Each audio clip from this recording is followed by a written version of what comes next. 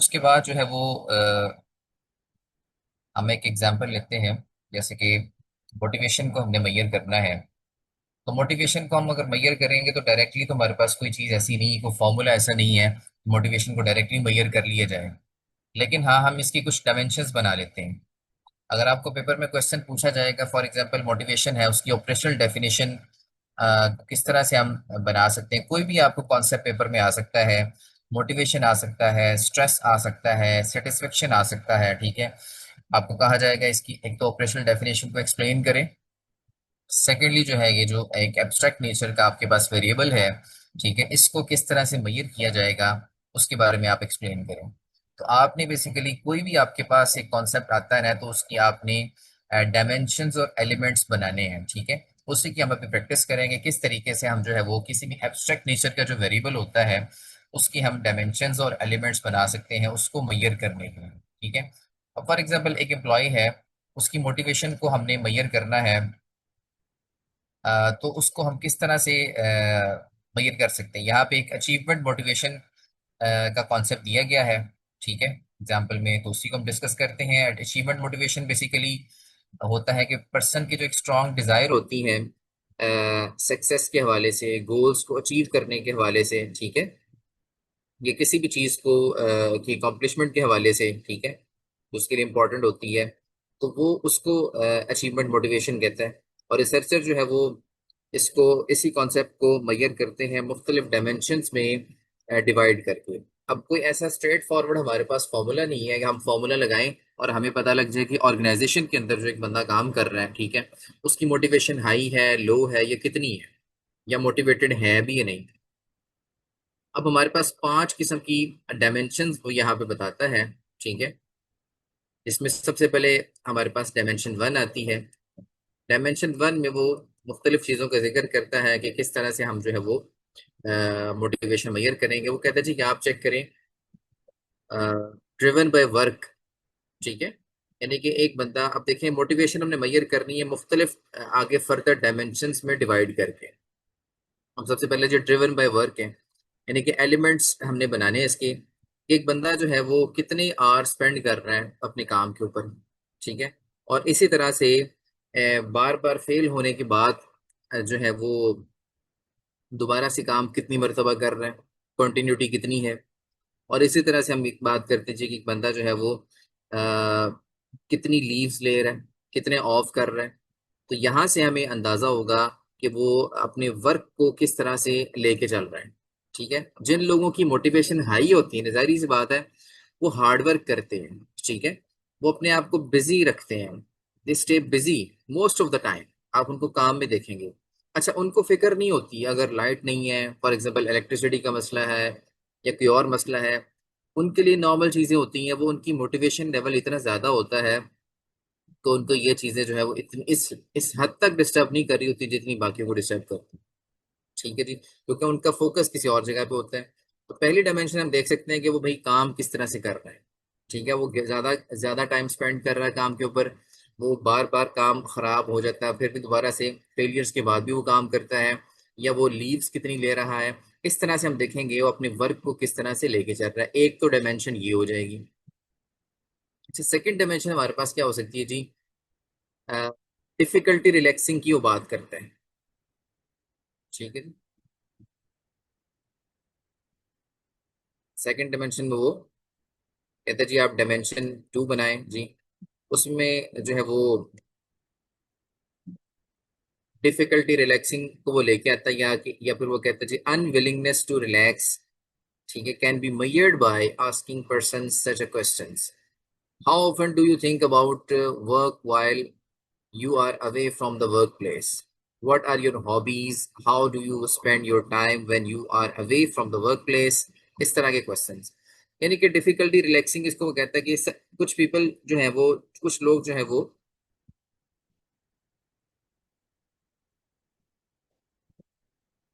ये सोचते हैं, ठीक है, अपने काम के हवाले से और अपनी अचीवमेंट्स के हवाले से सोच रहे होते हैं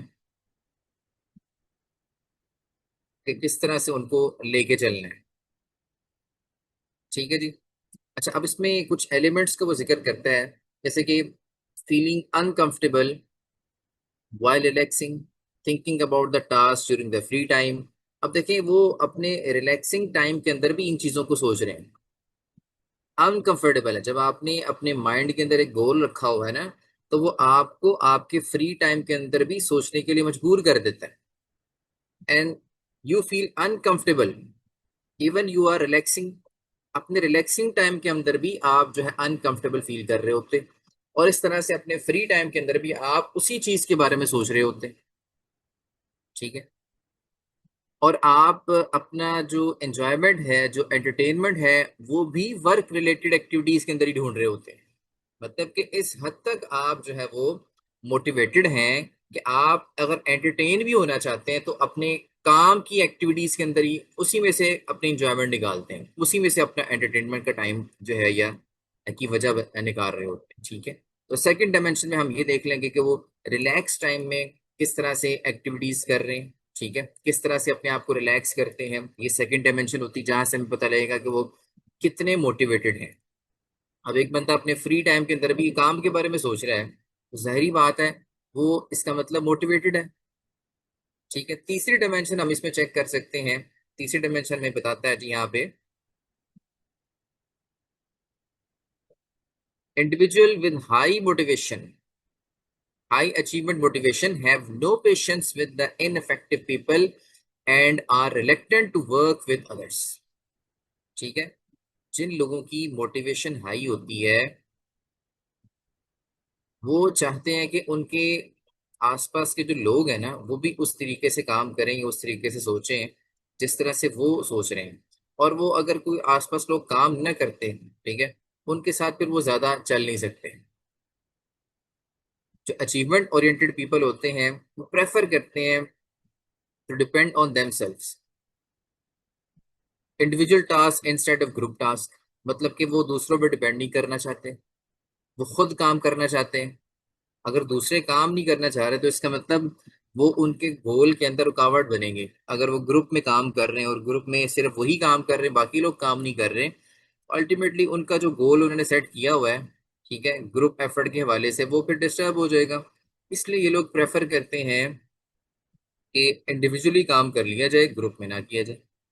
अगर ग्रुप में ऐसे लोग हैं जो काम नहीं करते, अवॉइड करते डिपेंडेंस ऑन अदर्स, दूसरों पर डिपेंड नहीं करना पसंद करते, ये taking personal responsibility for the task.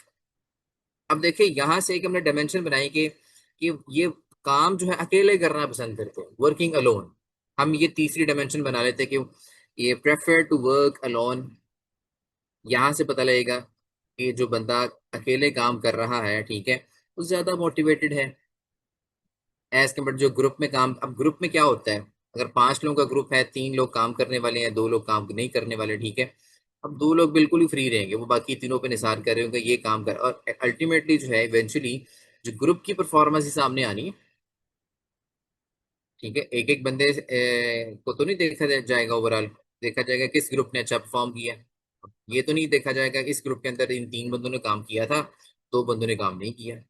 तीसरी डायमेंशन हम यहाँ पे देख लेंगे, वो वर्क ग्रुप में करना पसंद कर रहे हैं या अलोन करते हैं वर्क। यहाँ से पता लगेगा उनकी कितनी मोटिवेशन लेवल कितना हो। ठीक है जी। उसके बाद हम डायमेंशन 4 देखते हैं जी, मोटिवेशन चेक करनी है हमने। ठीक है। तो मोटिवेशन के लिए यहाँ पे वो बताता है, इस यहाँ पे बताइए डायमेंशन, 5 डायमेंशन बनाई है। Driven by work, unable to relax, impatience with ineffectiveness. मतलब जहां इनफेक्टिवनेस आए वहां पे वो पेशेंस का मुजाहरा, सब्र का मुजाहरा नहीं उनसे होता, वो नहीं इस तरह चल सकते।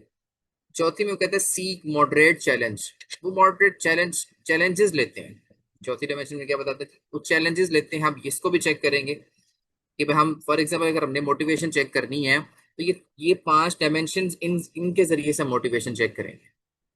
अगर कोई बंदा जो है वो अपने वर्क को किस तरह से लेके चल रहा है, रिलैक्सिंग टाइम में किस तरह से चीज़ों को लेके चल रहा है, अगर वो इम्पेशेंस दिखाता है इनफेक्टिवनेस के साथ या नहीं दिखाता, वो मॉडरेट चैलेंजेस ले रहा है या नहीं ले रहा, यहाँ से हम चेक करेंगे वो कितना मोटिवेटेड है। ठीक है। अब ये बेसिकली एब्स्ट्रैक्ट नेचर का एक कॉन्सेप्ट था जिसको हम डायरेक्टली किसी फॉर्मूला से मेजर नहीं कर सकते थे। ठीक है। अब देखिए इसी तरह डायमेंशन 4 के अंदर वो क्या बताता है हमें जी, प्रेफरेंस फॉर चैलेंजिंग जॉब, हम प्रेफरेंस उनकी देखते हैं कि वो चैलेंजिंग जॉब को कितना जो है एक्सेप्ट करते हैं। बाज लोग जो है चैलेंजेस को पसंद करते हैं, और रूटीन वर्क हो, एक ही जैसा काम हो, बार बार रिपीटिशन हो रही हो, तो उसको खास वो नहीं इम्पोर्टेंस दे रहे होते हैं। ठीक है। अच्छा, अब यहाँ पे वो कहते हैं जी वो डिफिकल्ट टास्क अगर कोई आते हैं उनको वो एक्सेप्ट कर लेता है, मॉडरेटली जो है वो डिफिकल्ट टास्क उनको वो चूज करते हैं। ठीक है। इंजॉय करते हैं कंपटीशन को, इंजॉय करते हैं चैलेंजेस को, इसी तरह से अवॉइड करते हैं वेरी इजी और इम्पॉसिबल टास्क को। ठीक है।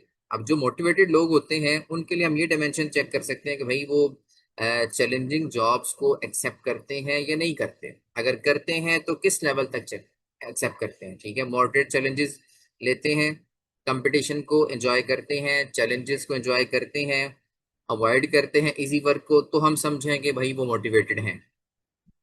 ठीक है। अब जो मोटिवेटेड नहीं होते उन्होंने बस टाइम गुजारना होता है, जैसे तैसे बस महीना पूरा हो जाए, काम हो जाए, उनको सैलरी मिले और वो घर का रास्ता ले। ठीक है। ये चौथी डिमेंशन होगी।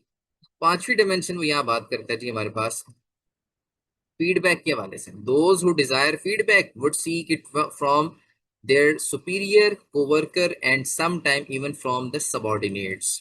अब यहाँ पे वो फीडबैक की बात करता है कि हम पांचवी डिमेंशन जो है मोटिवेशन चेक करने के लिए वो यहाँ पे क्या लेंगे, डिजायर फॉर फीडबैक। ठीक है। अच्छा, जिन लोगों ने, अब मैं आप लोगों की मिसाल दूंगा।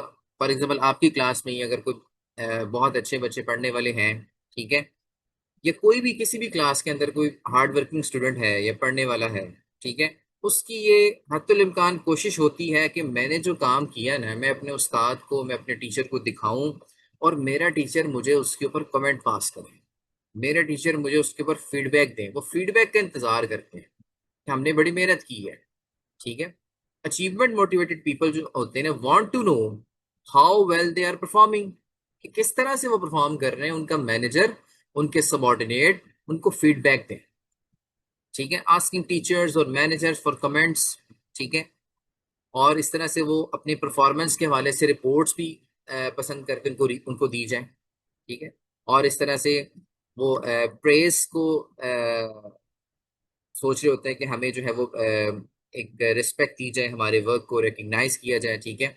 और अगर हम कहीं लैग कर रहे हैं, अगर हम कहीं गलती कर रहे हैं, तो हमें हमारी इम्प्रूवमेंट के लिए सजेशंस प्रोवाइड की जाए, हमारे मेंटोर की तरफ से, हमारे टीचर की तरफ से, हमारे मैनेजर की तरफ से। These all are dimensions. ठीक है। जो हम यहाँ पे डिस्कस कर रहे हैं, हमने ये अचीवमेंट मोटिवेशन के लिए बनाई है। ठीक है। अब ये पांच डायमेंशंस के जरिए से हम क्या चेक कर रहे हैं कि कौन सा बंदा कितना मोटिवेटेड है। अब मोटिवेशन एक एब्स्ट्रैक्ट नेचर का कॉन्सेप्ट था जो कि हम डायरेक्टली किसी भी फॉर्मूला से उसको मैयर नहीं कर सकते। जैसे परफॉर्मेंस हम बिजनेस के अंदर रिटर्न ऑन एसेट्स के जरिए से हम मैयर कर लेते हैं। ठीक है। बाकी चीज़ों के फॉर्मूलाज होते हैं। अब देखिए यहाँ पे हमारे पास एक ऐसा वेरिएबल आ गया है जो क्वालिटेटिव नेचर का है, जिसमें कोई डायरेक्ट फॉर्मूला नहीं आता। हम इसके फिर डायमेंशंस बनाएंगे। कोई भी इस तरह से आपको अगर फॉर्म आपको पेपर में अगर वर्ड आ जाता है, तो आपने उसकी डायमेंशंस बनानी, डायमेंशन सोचनी है, और उन डायमेंशन से रिलेटेड आपने फिर क्वेश्चंस पूछने हैं, क्वेश्चनेयर बनाना पूरा। ठीक है। क्वेश्चनेयर बना के वो आप क्वेश्चनेयर स्प्रेड करेंगे और पूछेंगे, और बदले में आपके पास आंसर आएंगे। ठीक है। उन आंसर से आप अंदाजा लगाएंगे कि भाई आप जिस बंदे से आप क्वेश्चन कर रहे हैं वो कितना मोटिवेटेड है। ठीक है। एग्री, डिसएग्री, न्यूट्रल, वही लेकर्ट स्केल वाला आप जो है वो परफॉर्मा बनाएंगे। ठीक है। और उसके जरिए से आप रिस्पॉन्सेज को चेक करेंगे कि किस तरह से आपके पास रिस्पॉन्स आ रहे हैं। ठीक है। तो इस तरह से स्ट्रेस का हो तो स्ट्रेस की भी डायमेंशन हम बनाएंगे और चेक करेंगे कौन सा बंदा कितना स्ट्रेस में है। ठीक है। इसी तरह से सेटिस्फेक्शन अगर हमारे पास आ जाता तो उसको भी हम, कंज्यूमर का बिहेवियर अगर चेक करना हो, ठीक है, उसको भी इस तरह से हम चेक करेंगे। तो कोई भी एब्स्ट्रैक्ट नेचर का हमारे पास वर्ड आ सकता है और हम इसी तरीके से उसकी डायमेंशंस बनाएंगे।